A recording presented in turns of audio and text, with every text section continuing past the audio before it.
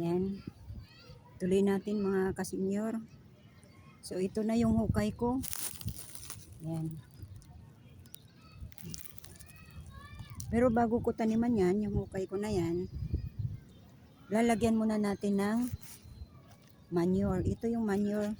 Hindi ko na ito dinudurog mga kasenyor kasi matutunaw din naman ito kapag nasa lupa na siya. O kusang nagiging lupa to. Habang tinutubigan mo, natutunaw yan, tapos nagiging lupa.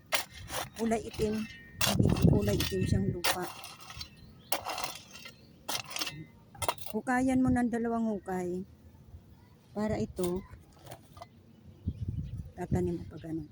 So bago ko ilagay, kailangan lagyan ko muna siya ng manure para yung kamuting kahoy mataba.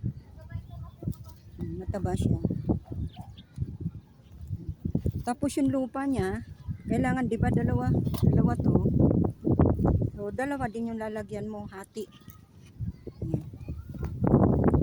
Dalawang butas ang gagawin.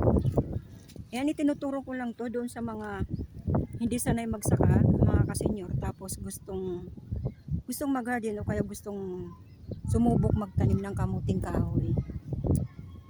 Bihasa ako nito magtanim, mga kasenyor, kasi maliliit pa kami. Marunong na ako magtanim nito. Ayan. Tapos tatabunan siya natin ng lupa konti. Ayan.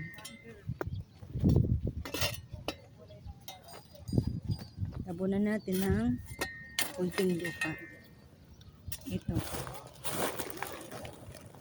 May lupa ako dito sa tabi ko ito. So, yun. Dadagdag natin dito. Tapos, mga kasenyor, uunahin mo, ilubog ito. Ito, para yung sprout niya, papuntang pa ganun. Kasi alam mo mga kasenyor kung bakit ito ang palatandaan mo na yun ang ilulubog mo sa lupa. Kasi, although hindi pa naman napatunayan na ang kamuting kahoy daw, kapag paganyan ang tanim mo, ito yung inanuang ko ng balat. Kapag paganyan, pwede raw makalason. Pwedeng malason tayo kapag kinain natin yung laman. Pero hindi pa naman napatunayan, balita ko lang yun. Kahit sa amin, ganyan ang turo sa akin ng mga magulang ko, dapat daw yung sprout pataas. Ito, yan ganyan. Ito doon. Yung sprout pataas, dito pa ganyan. Kaya ito ngayon, ilulubog ko na siya. Yan.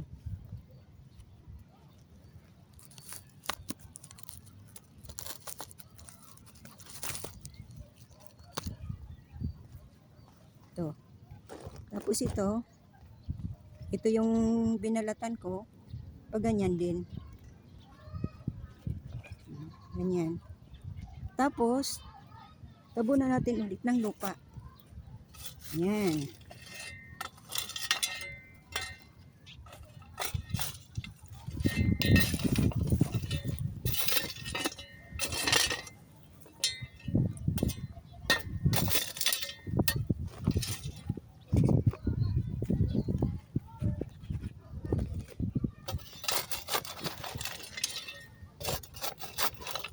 Kailangan matago yung dulo nito ito lang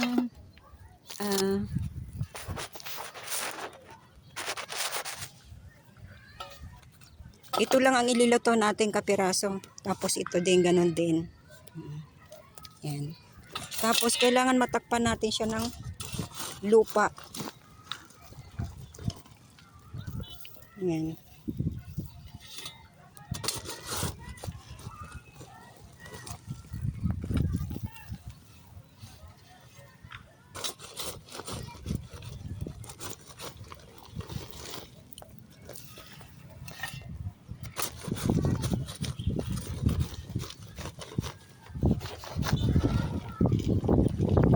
Ito yung lupa mga kasenyor. Kailangan matakpan natin siya ng maigi. Ayan, natakpan na no? Natakpan na. Ang gagawin naman natin ngayon, didiligan natin siya. Babasahin natin. So, everyday, kailangan diligan natin siya everyday. Hanggat hindi siya nag-i-sprout.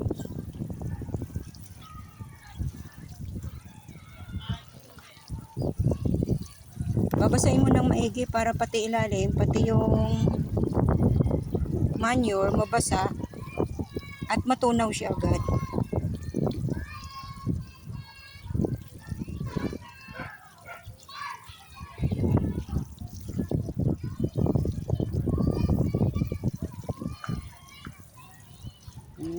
Basang-basa siya.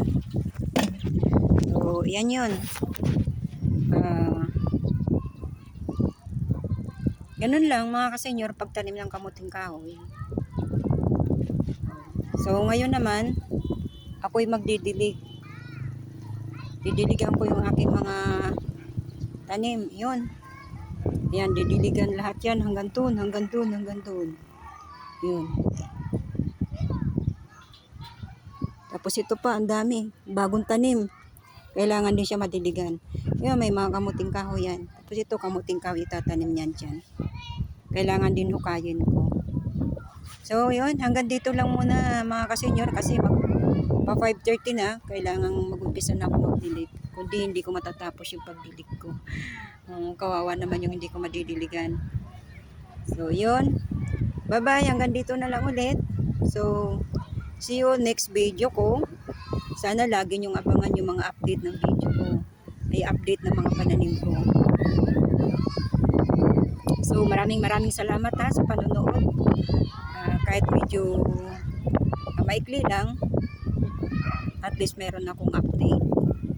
So yun, bye bye. Magandang hapon sa inyong lahat.